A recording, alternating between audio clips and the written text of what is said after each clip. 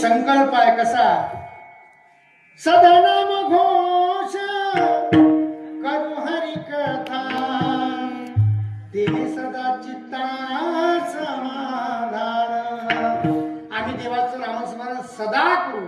आता तुम्ही सांगा, सदा करणे म्हणजे धंदा करणे, सदा करणे म्हणजे धंदा करणे, सातत्याने करणे, नेहमी करणे, त्याचंच नाव आहे धंदा.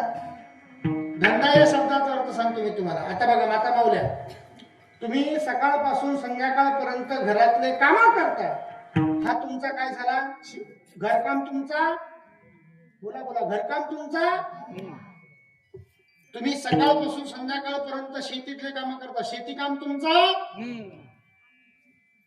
वायर तोडून जोडीत बसला मेकॅनिक त्याचा, कापड फाडून शिवत बसला टेलरिंग त्याचा, आणि बापाच्या जीवावर आयत्या गावात फिरतो आई खाऊ त्याचा.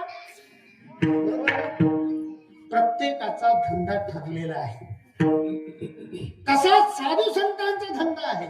साधू संत भांडत असताना सुद्धा देवाचं नामस्मरण करतात. जनाबाई महाराज गौरेसाठी भांडायला लागले. काशीचे मोठे विद्वान आले आणि त्यांनी जनाबाईचं नाव विचारलं. जनाबाई गेली म्हटले गौऱ्या याचायला.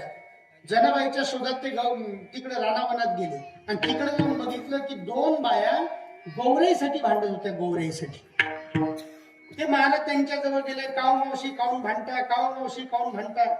एकीने सांगितलं ह्या गोऱ्या माझ्या आहेत. दुसरी म्हणायला लागली ह्या गोऱ्या माझ्या आहेत.